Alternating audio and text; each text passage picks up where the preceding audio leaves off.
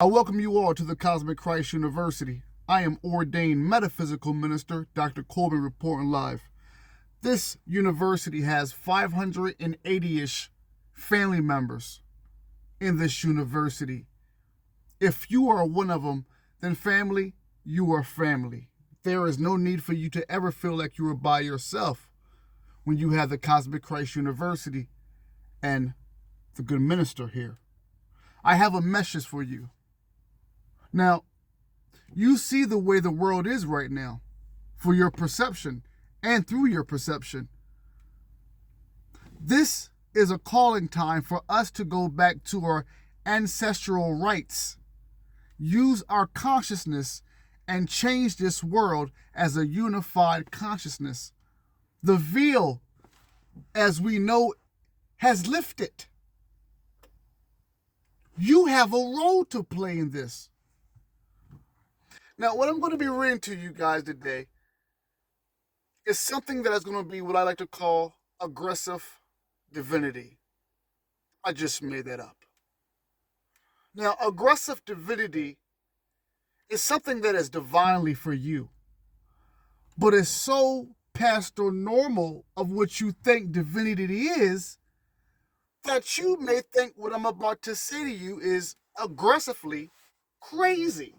That I am aggressively crazy. Some of you are going to, as soon as I start reading what I'm going to read to you, you're going to be turned off instantly. Others, when I read what I'm about to read to you, are going to be attracted instantly. That's how the way the world works.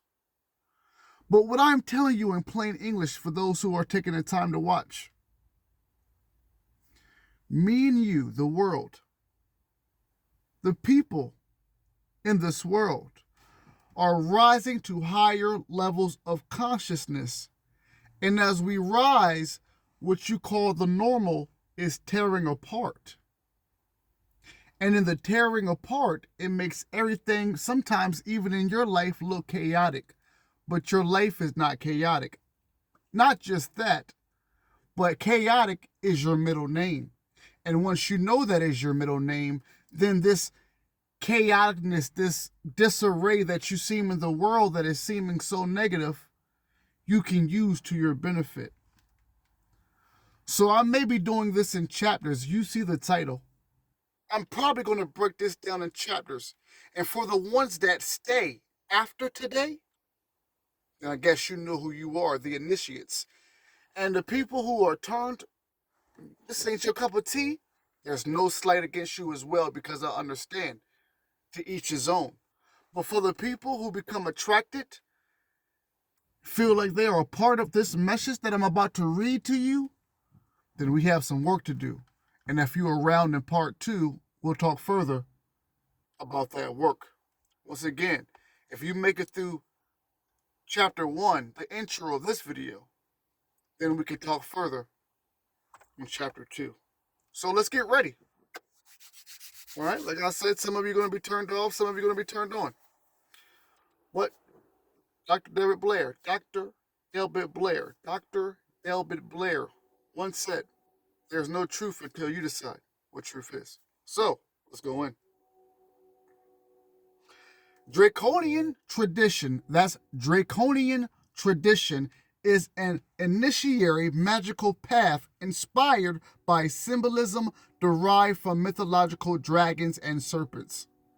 It is an old worldwide tradition dating back to first civilization and those religious beliefs in which draconian gods, spirits, monsters, and beasts represented the concept of darkness, chaos, or the unknown. Now, I'm one of those teachers, one of those metaphysical ministers that I like to make sure that my audience is comfortable as possible. Did you just hear what I said? Now, if this is something that's not going to be your cup of tea, please, you can stir it to the next channel. But for everybody else that almost instantly know where I'm about to take this, at the same time don't, get ready to hang on to your seat. This is going to be a great learning lesson about who you are. And I just want to add this as well to my melanated people or people of color. You're going to be hearing throughout the chapters your history. A lot of you, it would make you sick to even think that I would equate this to Black history. It would be a sickening thought, like a how dare you thought. But I want to say this to the so-called melanated Black African American people of color. Majority of you have been so blinded, poisoned, and disrespected by your orthodox religion, preferably Christianity, that if the truth came and slapped you in your face about who you spiritually are, you would turn against that truth and try to murder it if you could. Not just murder it, but bury it deep, deep where nobody could ever discover the truth. With that being said, I want to thank each and every one of you for your patience. I welcome you all to one of the greatest universities of your time, Cosmic Christ University, the home of the esoteric and metaphysical gnosis. We're about to get started. I think I made myself clear now about if this is not your cup of tea. And if this is, my beautiful family, let's get ready to go back and tell our story. Draconian tradition is an initiatory magical path, inspired by symbolism derived from mythological dragons and serpents. It is an old worldwide tradition dating back to first civilization and those religious beliefs in which draconian gods, spirits, monsters, and beasts represented the concept of darkness, chaos, or the unknown. For this reason, it is possible to work with the draconian path through many different cultural traditions and religious paradigms, such as Egyptian lore, Celtic legends, Scandinavian mythology, and many others. In present times, dragons may seem to be merely a product of fantasy world, books, movie games, etc. But their mythological history reaches back to the most ancient times. I want to read that again so we are clear, because you got a lot of people who love Dungeons and Dragons. Hit the like button if you remember Dungeons and Dragons, and maybe you can name some more of those fantasy type of video games that are really telling you the truth.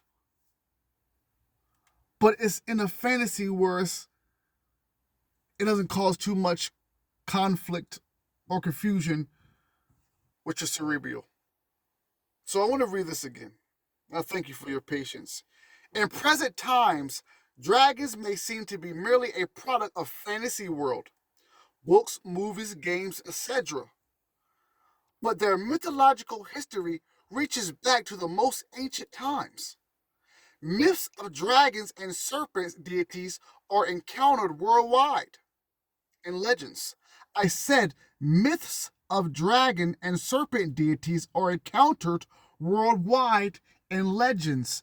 To my people in America, the United States of America, the great America, I need you to understand that myths of dragon and serpent deities are encountered worldwide in legends, literature, and folk tales. Keep that in mind. In the Scandinavian, shout out to the Scandinavian family. In the Scandinavian lore, Lore, we have, and listen, if I chop the names up, best believe I'm going to spell them for you so we can do a proper respect. Now, in the Scandinavian, let me say that again. In the Scandinavian, put respect on that name. In the Scandinavian lore, we have Jormungandr, the terrifying serpent holding the world of man in his coiled embrace. Now, that is spelled Jormungandr. Whether you are a Scandinavian or you love the mythology of Scandinavian.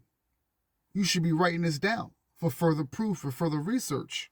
Also, after Jungmungarde, who we just spelled once again is Jormungandr.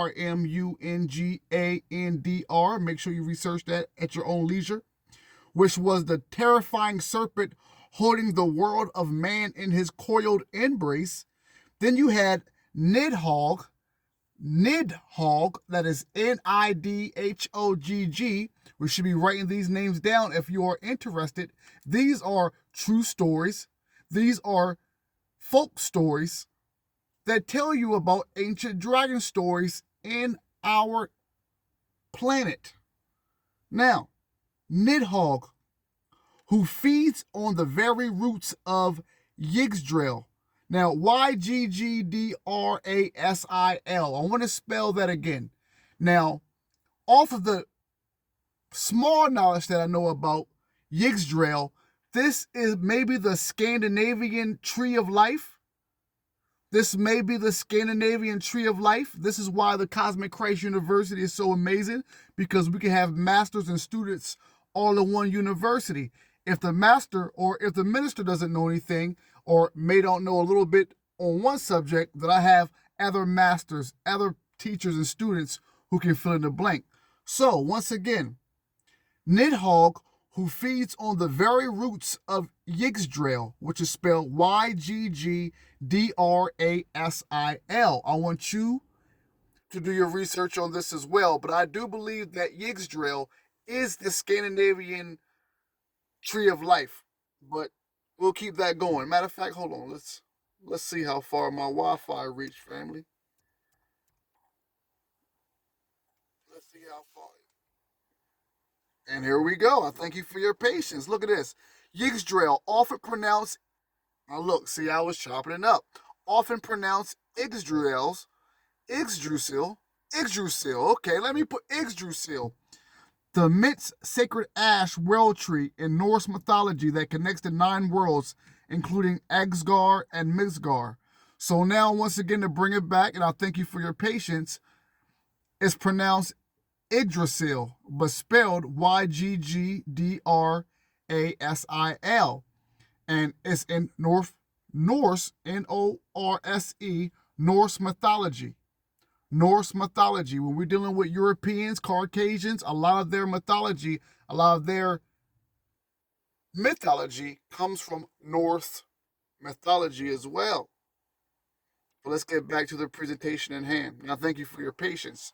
So, Nidhogg, who feeds on the very roots of the Norse mythology tree, which we call Yggdrasil or Yggdrasil, and Fafnir, that's Fafnir, who represents the power of self-transformation. In Egyptian mythology, the draconian principle of chaos striving against order is represented by the serpent Apep, A-P-E-P. Once again, in Egyptian mythology, the draconian principle of chaos striving against order is represented by the serpent Apep, A-P-E-P, who ceaselessly attempts to devour the sun and imprison the sun god Ra in the darkness of the underworld. In the Bible, the serpent is the seducer who liberates humanity from mindless ignorance. The serpent's promise is that man shall become God if he dares to leave the safety of light, L-I-G-H-T, and step into primordial darkness. This part at 14 minutes, I'm going to stop. And I thank you for your patience thus far. Seriously, I really do. I want to read this part again. And at going on 15 minutes, this is where I want to have everybody's attention. Listen to this. And listen very carefully. In the Bible, your holy Bible, whether it's the King version, the New version, his version, her version. In the Bible, the serpent is the seducer who liberates humanity. What does liberate means, family? If you're liberated, you're what? And we're talking about chaos, liber, L-I-B-E-R. It means freedom. It means freedom. Not just any freedom, a liberation, spiritual, individual type of freedom. But let's keep on going. In the Bible, the serpent is a seducer who liberates humanity from mindless ignorance. The serpent promises that man shall become God if he dares to leave the safety of light and step into the primordial darkness. If there is anybody who is still watching at 15 minutes, this is where I need your attention. This is where I need the world's, my family, my brothers and sisters in this planet. This is where I need your attention.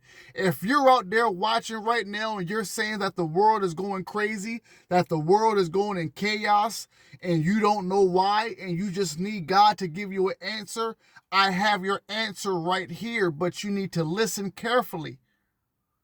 This ain't your normal that you're used to. And if you're looking to see how the world is, you cannot look for the normal to save what you're looking to save. So let me read this again so you can understand what's about to go down. Because what you thought was up was really down, and what you thought was right was really wrong. And this is, now let's go. In the Bible, the serpent is the seducer who liberates humanity from mindless ignorance. The serpent promises that man shall become God if he dares to leave the safety of light and step into primordial darkness. For those who are watching right now, we have been living in this light. This light is a light of illusion. This light is not our real home. This light is a process of initiation where struggle, pain, till you realize that you are your own liberation through God. The one source, the first cause, the only one.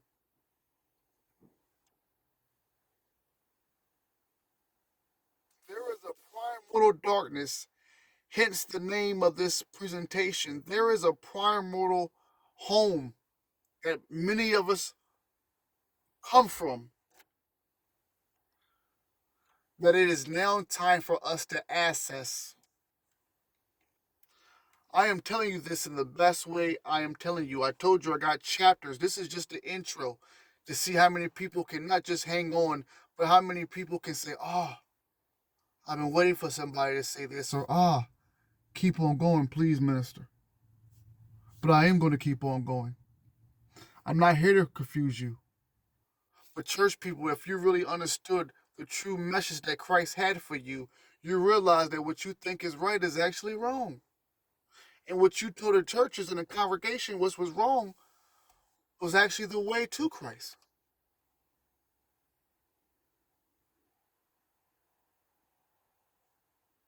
I'm going to read this again. I truly thank each and every one of you. I'm going to give you chapter 1 and I'm going to stop. I'm going to see. I don't have too much longer. Not at all. Not too. I'm going to stop soon. And then if you like what you're hearing, then we're going to go even more in on chapter 2. But let me read this again and we're going to keep on going. I thank you for your patience. But this is where we're at right now. I'm going to read this again one more time. In the Bible, the serpent is the seducer who liberates humanity from mindless ignorance. The serpent promises that man shall become God if he dares to leave the safety of light and step into primordial darkness. This mystery, revealed by the serpent in the Garden of Eden, resulted in many antinomian movements, inspired many philosophical and magical systems, and led to the rise of early Gnostic sects, such as the Ophioites, the Canaanites, or the Scythians, who believed in the Masonic role of the serpent and viewed serpent gnosis, or gnosis, which means knowledge, as the only way to salvation. Dragons also appeared in works of art throughout the world.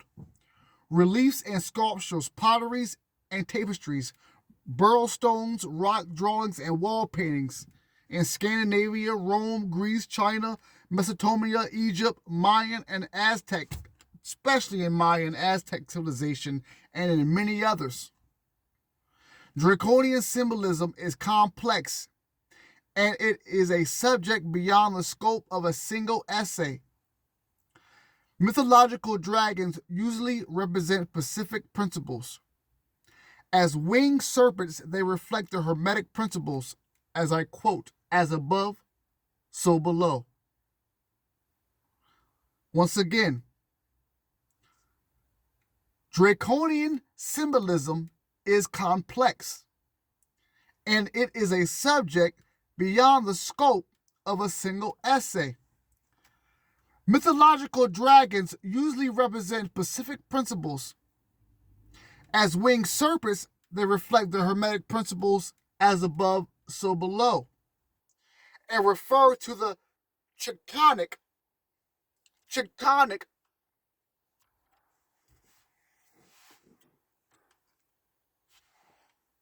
I got time today. Tectonic. If I have any melanated people, tectonic. Let's Phonic. say what? Phonic. Hold on, I gotta cut you off. Let's put some respect on the volume here. What did you just say? Phonic. What? Phonic. The C is silent. It's gotta be silent. Phonic. Phonic. CHTHONIC. By a raise of hands or by the hit button, how many of y'all love that show called Lovecraft Country? How many of y'all hit the like button if you even heard of it? Show some love. How many of you have heard of Lovecraft Country? Many of you out there don't even know that that work was based on H.P. Lovecraft, a white man who was so infatuated with the dark side, the dark powers, and the dark realms that he would be in the house since a kid channeling dark beings. And when I mean dark beings, I mean dark like shadow, and I mean dark like dark melanated beings who would guide him to his powers. When we talk about Aleister Crowley, he had a being that he called his holy guardian, AWAS, AIWASS. This was a melanated or dark complexion being. Now, Phonic. super, Phonic. but seriously, that is spelled CHTHONIC. Let me talk my ish right quick, black people. Yeah, I'm talking about dragons, black people. Yeah, I'm talking about serpents, black people. This is the stuff that churches said that this was evil, this was black magic, the serpent was the bad guy. But if black people, if melanated people, African American, whatever, if we came together and really did our ancestry research on who we are and who we were and what we are about to be, then you will realize that people like H.P. Lovecraft, people like Aleister Crowley, those shows that you like Stranger Things, when they're just telling you about the Dolph and telling you about chaos magic, that's all these shows are. It's about chaos magic and going to the opposite side of the tree of life, the inverted side, the Dolph, the tree of life. This is Kabbalah. But back to Phonic. spelled CHTHONIC,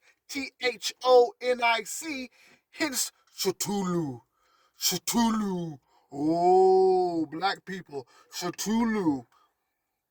And when we get to chapter 2, we're going to talk about Tiamat, black people.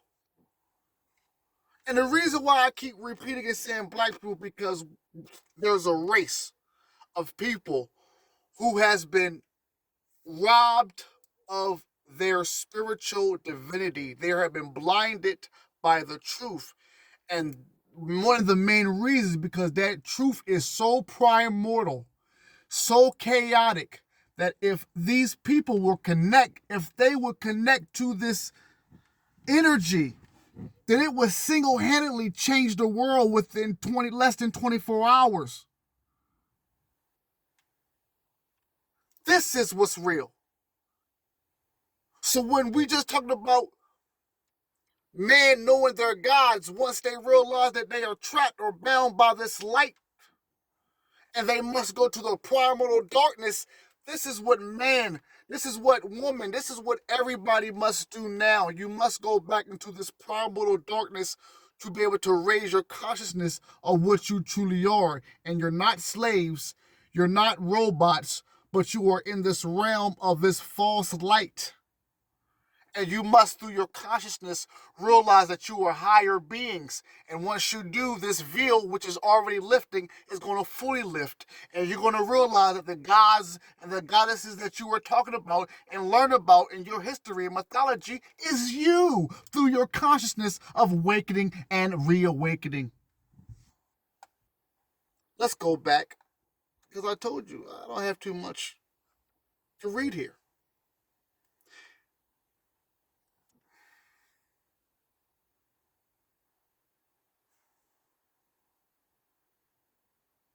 If one or two people get what I'm saying, the change that can happen.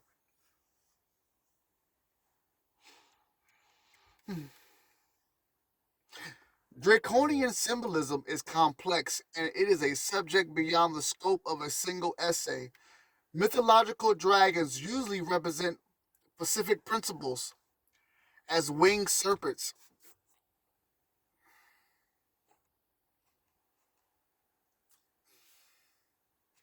As winged serpents, they reflect the Hermetic principles as above, so below, and refer to the phonic CHTHONIC.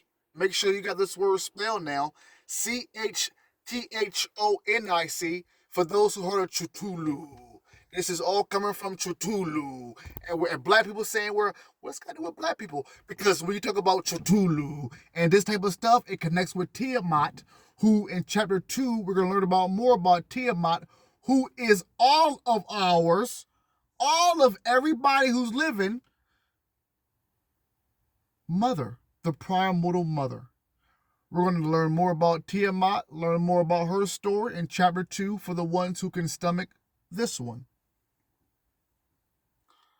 As above, so below. Once again, as winged serpents,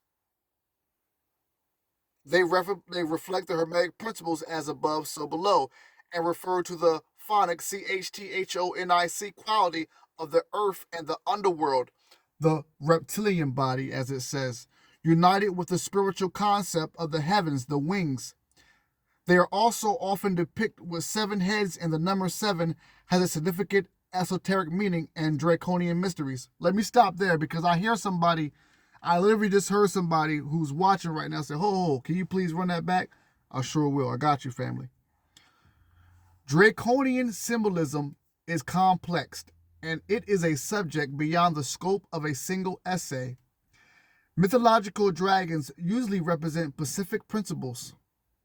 As winged serpents, they reflect the Hermetic principles, and I quote, as above, so below, end quote, and refer to the phonic, or spelled CHTHONIC, quality of the earth and the underworld, also known as the reptilian body.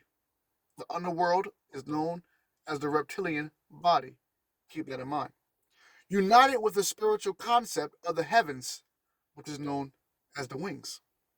The wings. They are also often depicted with 7 heads, and the number 7 has a significant esoteric meaning in Draconian mysteries. Now, the number 7 sticks out to me because it makes me think about revelations in the Bible. For my church folks and my theologians who are watching, thank you. But the number 7 for me, I don't know about you, brings me to revelations in the Bible. Let's keep on going. Let's keep on going.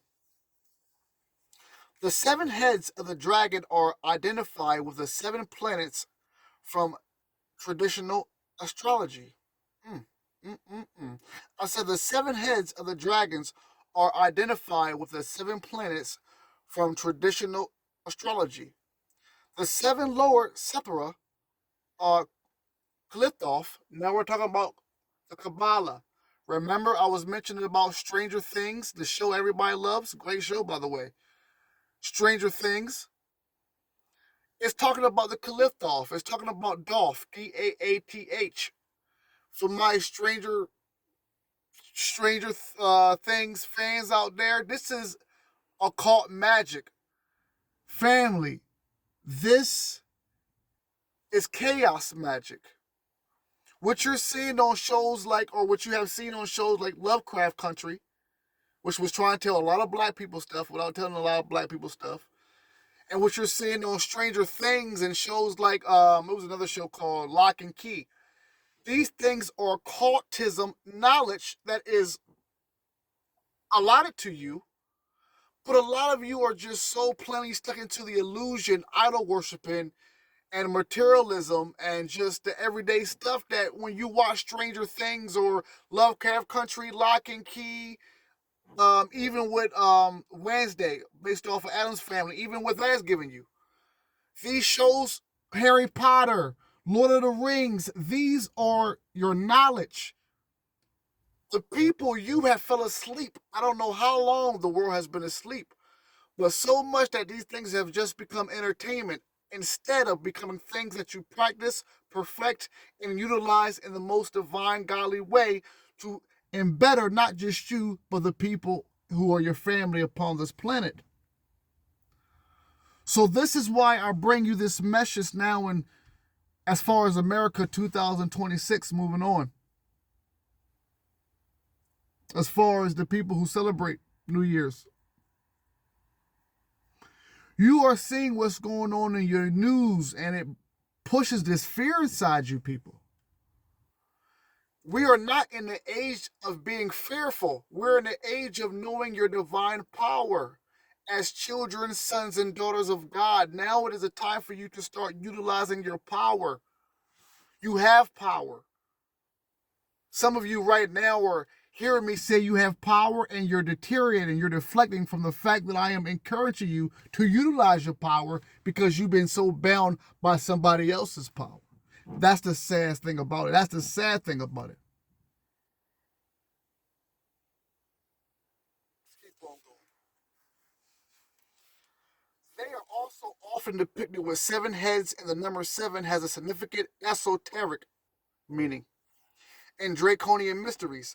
The seven heads of the dragon are identified with the seven planets from traditional astrology. The seven lower Sethera, Caliph on the Kabbalistic trees. Seven stars from Urim Major. Seven stars from the Urim Major constellation. That's URSA Major constellation. Excuse me. Seven power zones or chakras through which the Kundalini ascends to unite with the cosmic consciousness.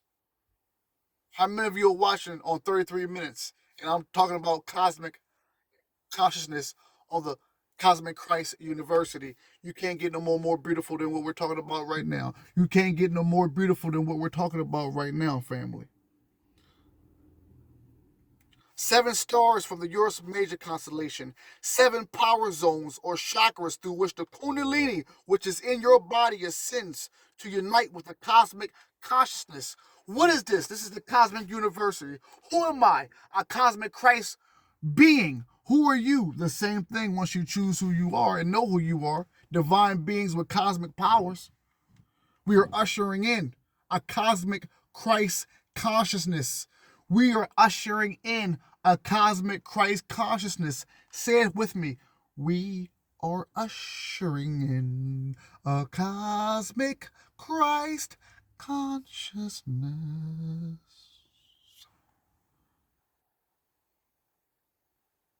Back to the Kundalini.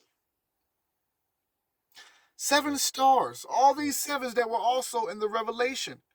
And you're thinking they're talking about some other stuff, but they're talking about some other stuff. Astrology, constellation, the stars. Remember, I told you a while back that when the disciples was asking Christ, well, the next time we see you, when can we expect your return? He gave them an astrological constellation, which was the age of Aquarius, which just happens to be the age that we are at now. So you want to know when Christ is coming? Christ is here now. Where are he at? He's within you. What are we talking about here? What are we talking about here? How far we came. Now, let's wrap this up, and I thank you for your patience. I'm not going to tarry on too long. The powers of the seven lower Sethera are believed to culminate in Dolph, Daath. All y'all who want to research, all y'all who like Stranger Things, where my Stranger Thing fans at? This is what they're giving you without telling you. You can look at this as entertainment, or you can look at this as some stuff that is within you that these writers and these producers are now projecting into your Netflix TV tube. But this is your talk. This is your knowledge. Once you choose it is, oh, Stranger Things. This episode is good. I feel connected to this. Why? Because it's yours. I encourage you to research Dolph. Daath. Daath. Daath. Daath. Stranger Things. That's what it is. That's what it is. Oh, you see that? That's what it is. Orbs flopping by. That's what it is. Orbs just flew by. But seriously. These shows, these movies, they are giving you your own stuff, but you are so blind. Not all of you. Whoa, not all of you. Whoa. But majority of you are blind and just thinking this is entertainment. So I'm telling you, for my Stranger Things fans, research the Cliftoff, which is that's not what it is, which is Qlipoth. Once again, Qlipoth.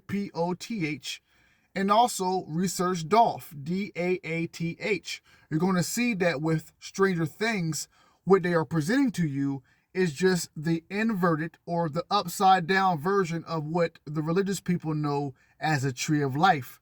This is a real thing, which is talked about in Kabbalah, which is a higher teaching than what the Bible has given you. People, please do your research. We're in 2026, man. Anyway, like I was saying, the powers of the seven lower Sethera, Sephiroth, are believed to culminate in Dolph, which is the gateway to the abyss. Stranger Things fans, how are you doing out there? How are you doing out there? Which is a gateway to the abyss. If that doesn't sound strange things to me, I don't know. Guarded by the dragon demon Chronozon. I've seen a little bit, because like I said, there's a lot of episodes, a lot of seasons of Stranger Things that I missed out on, right? But I've seen a little crazy being on there as well. So once again, here we go. Let's read this whole thing again, because now I know I got some Stranger Things fans ready to, y'all probably Googling right now if you're that interested. Let's go back. The powers of the seven lower Sethera are believed to culminate in Dolph, which is spelled Daath, which is the gateway to the abyss, guarded by the dragon demon Chronozon, that's Chronzon, who lurks at the threshold separating the worlds of light and darkness. Sometimes the serpent represents male phallic force. I said, sometimes the serpent represents male phallic force. Phallic. You know what the phallic means. The wee-wee. And the area around the wee-wee. Respectfully.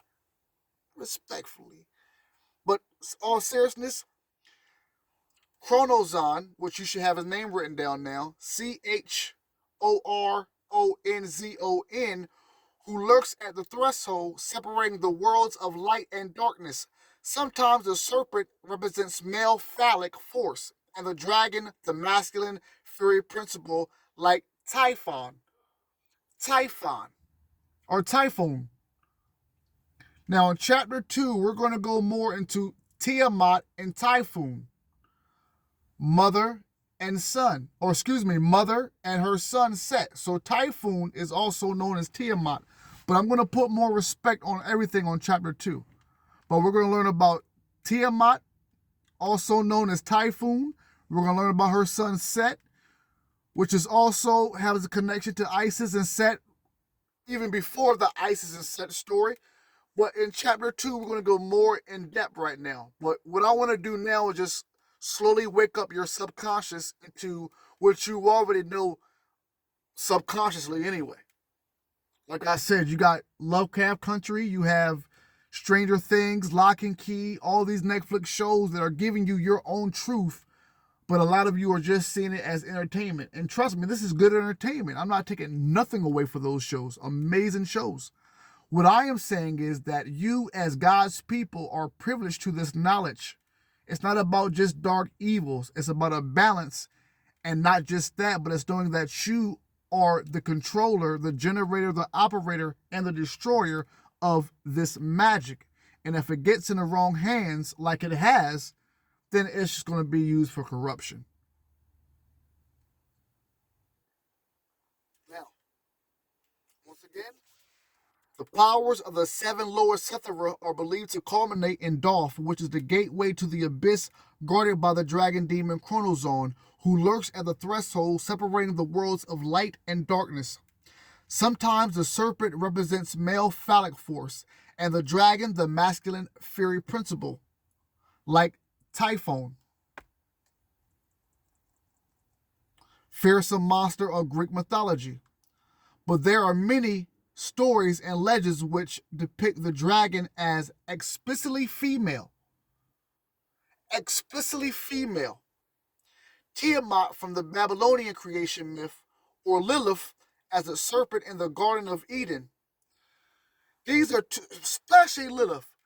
No woman has got a rep more worse than Lilith. Most people know that Lilith was in the garden before Eve with Adam. But they say that she was disobedient. They say everything which they don't know. I have a couple of videos on this university that give you in-depth information on who Lilith is.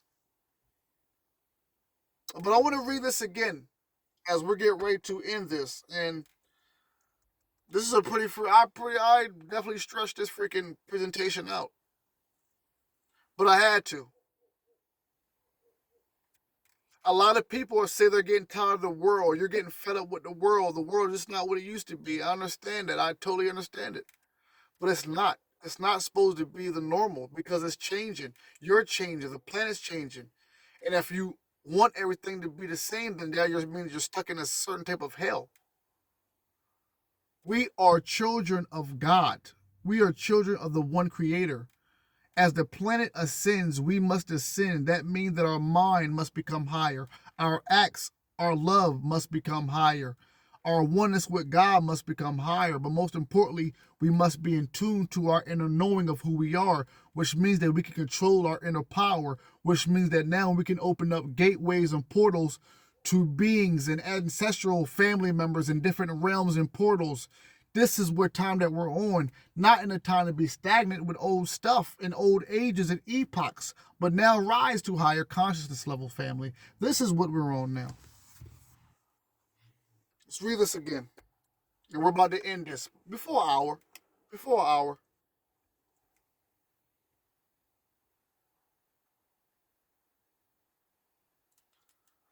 But there are many stories, family, that's watching, and legends which depict the dragon as explicitly female. Makes me think of Shrek. Tiamat from the Babylonian creation. Most of you are stuck on the Bible. There were stories before your Bible. Tiamat is before your Bible. So if you are here like Tiamat, which is spelled Tiamat, which is our original mother, a lot of you ain't ready to accept that. That's okay. That's okay. Tiamat, spelled Tiamat, from the Babylonian creation myth, or Lilith, Lilith. Let me make sure I'm spelling that right. Lilith, as the serpent in the Garden of Eden. In others, it is androgynous. It is androgynous, like Ouroboros. Now, Ouroboros, we're going to learn more about in chapter 2.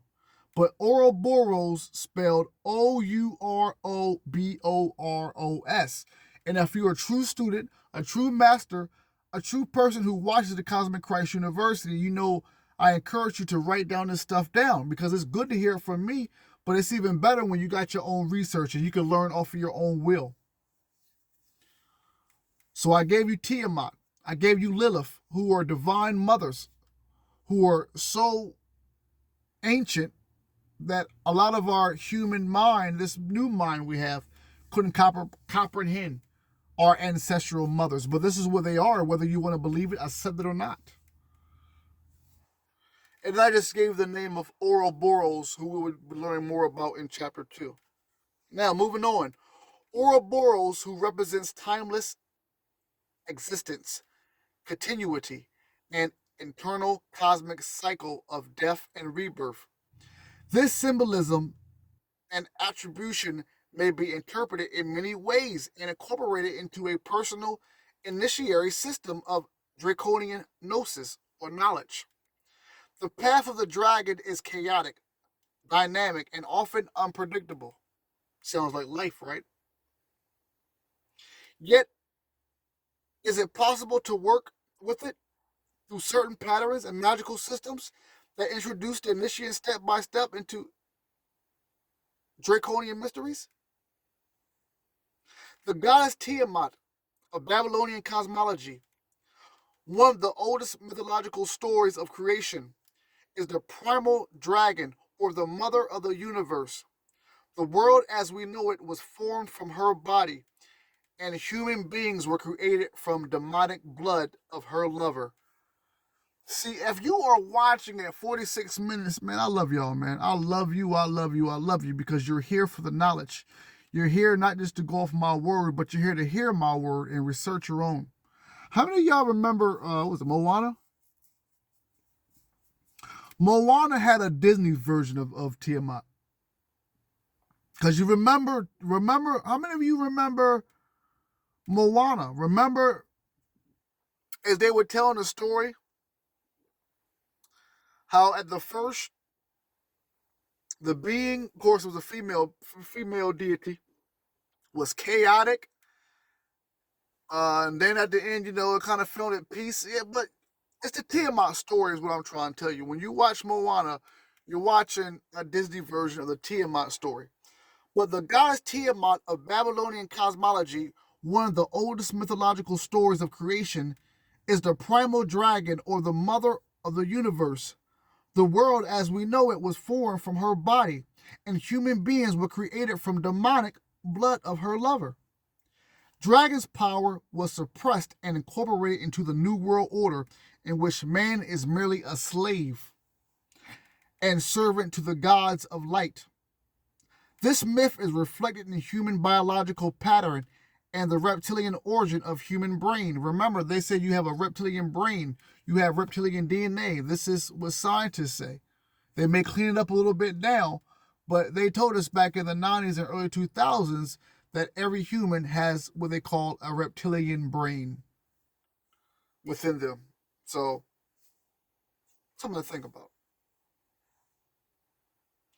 This myth is reflected in human biological pattern and the reptilian origin of human brainstem. But the draconian force cannot be tamed. We are the dragon's flesh and blood, and awareness of this legacy unlocks gateways within our minds through which we can claim the primal potential and liberate the soul. And this is what a lot of people are not ready for. I'm about to end. This is about to end right here. But this is what a lot of people, especially black people, and you keep saying black people, yes, because black people have been, and females, have been the target of humanity for quite some times, people of color. And people still don't know why, but it's because those people who feel suppressed don't go too deep into their research. And I mean deep. I'm talking about Gerald Massey, Rudolf Steiner deep. And they don't see their true connection with Mother Nature. And if they understood, then we can go all the way back to the Titans and the Olympians when it comes to race and when it comes to separation.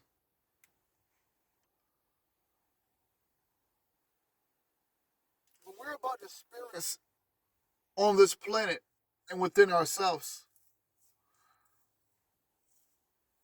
It's something that I hope a lot of people really take heed of. Because a lot of us are going to be called up. We're going to be called up.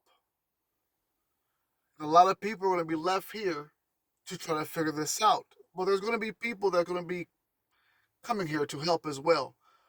But please, when they come here to help, know it that it's true help that they're coming with, and please accept the help if it's help you're looking for. We're about to end this chapter 1, and if you're interested, I promise you, chapter 2 is going to be amazing as well. It's just something to think about, family, as the times get more chaotic. It is important to note, however, that the term dragon does not refer to here to any specific deity. It denotes the infinite, timeless, cosmic current of primal energy. Let's say that again. The term dragon does not refer here to any specific deity, family. It denotes the infinite, timeless, cosmic current of primal energy that infuses the earth and human consciousness and may be tapped and used as evolutionary vehicle by those who seek to awaken and embrace this power. Draconian gods and spirits are manifestations of this force, but none of them is the sole or complete representation of dragon's essence. The dragon should not be perceived as a god, a spirit, or an abstract outer force, even though many entities embody dragon's essence and act as intermediaries that help us tap and understand this infinite current. Draconian power in itself is undefined and intangible. It is the raw primal energy contained in the womb of the universe. It is the primal energy contained in the womb of the universe. And for those who are still watching, guess what the chapter is going to be talking about on chapter 2?